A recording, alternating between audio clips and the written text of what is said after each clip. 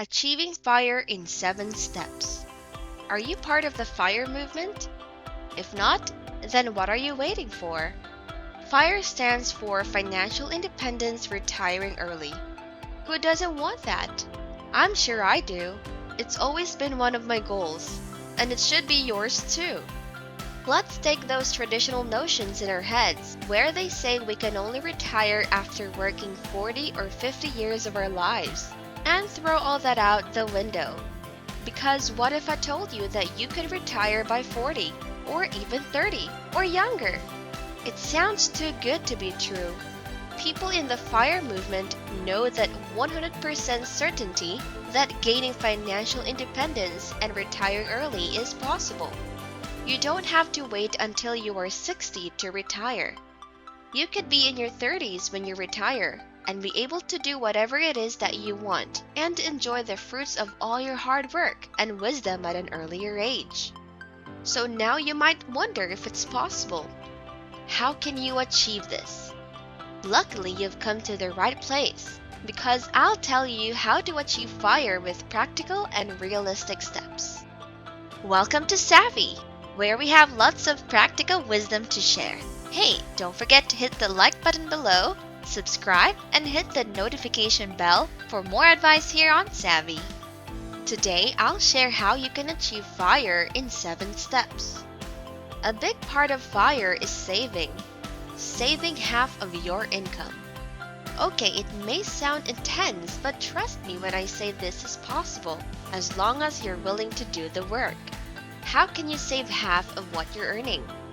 I'll be sharing the 7 steps for you to achieve this. Before we get to the first step, I want to tell you the main points. To cut back on spending, save the difference, and invest. You'll want to stick around for the 7 steps and get a more in-depth process on how to do this. First, understanding your numbers and your why. You need to understand your numbers and your why. You must calculate your savings rate and put the numbers in a retirement calculator. You also need to understand your why. Why do you want to pursue FIRE? What's your motive behind it? What would it mean for you to retire early? You could try to write this down. It doesn't have to be a whole 5-paragraph essay on why you want to pursue FIRE. Mine is a simple 3 words: freedom, time, and fulfillment. That is what I wish to do to achieve FIRE. Once you understand your numbers, it will be easier to set your goals and know how much you can save for your savings rate. Second, develop financial awareness. Do you know what you spend? Do you track your expenses? If you answered no, you should probably consider starting to track your expenses. This is a big part of pursuing FIRE for you to progress in your path. You'll need to sit down and track every dollar you spend.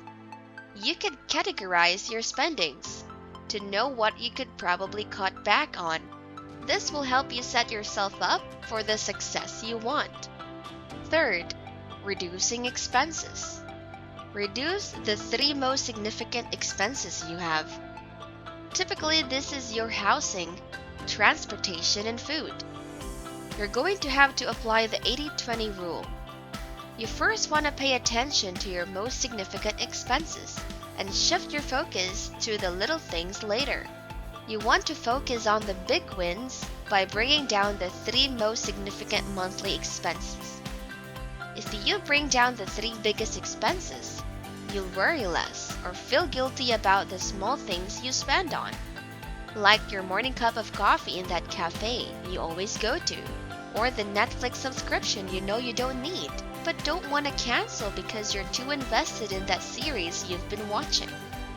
This would make a big difference if you could cut down about 10% on housing expenses. You could get a roommate or rent a room in your parents' house or a friend's. Or if you have a place and have a room to spare, you can put this up in Airbnb to get extra cash flow. As for food, you might want to cut back on takeout and any food deliveries. Instead, you can cook your own meals, which will help you save a lot more. Next is transportation. You could choose to live closer to work, work remotely, or try carpooling to save on gas and commute. What among these steps do you already practice? What is its influence on your finances? Please share it with us in the comments below. Fourth, financial minimalist. You're going to need to live with less than average.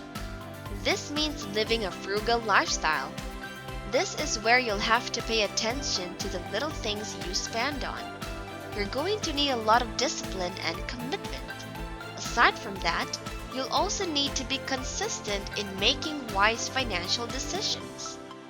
One thing I do is that if I find something I like online, I add it to my cart, and it sits there for a day, depending on how big the purchase is. If I still want it, I'll remember to get back to it, but usually, if it were just a fleeting feeling of want, I would forget about it. Another thing I do is put the money I was going to spend but chose not to in the bank. Let's say I was going to drive-thru for some fast food, but I decided to cook a meal instead. I'd put the money I would spend on fast food in my bank. As for entertainment and leisure, I usually walk in the park, bike around, walk my dog, or watch movies on Netflix. Board games are good too with friends. And you could have a potluck where you can cook meals and eat together. That's enjoying and making memories without spending too much. Fifth, accept that comfort won't always be an option. You're going to have to accept that you can't always choose comfort because most of the time, choosing comfort implies spending more, which is what you want to avoid. You can't always have what you want. Sometimes you have to choose the cheaper alternative. An example is if you are traveling and you're on a budget, choose to go economy instead of getting business class. Who cares if there's less space?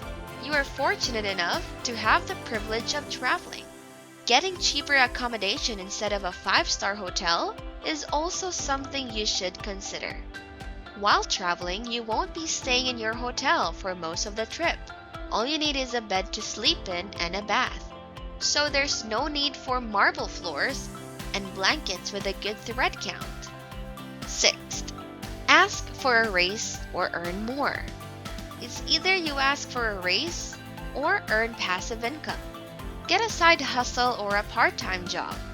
If you're saving 50% of your income and earning some on the side, you'll be able to save more and a lot more for spending. In this case, you could save more than 50%, reaching your goal faster. Asking for a raise may not sound easy, but it is worth the shot. Just have a conversation with your boss, and you could get a raise.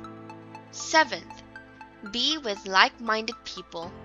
It would be best if you were surrounded by people who support your goals. Your family and friends should be able to support you and challenge you to achieve your goals, to push you forward and not hold you back or hinder you from getting the success you want. That's enough practical wisdom for today. Don't forget to give us a thumbs up below. We will be posting 4 to 5 videos per week, so click the subscribe button and the notification bell to be notified of our new videos weekly. Thanks for tuning in. See you in the next video.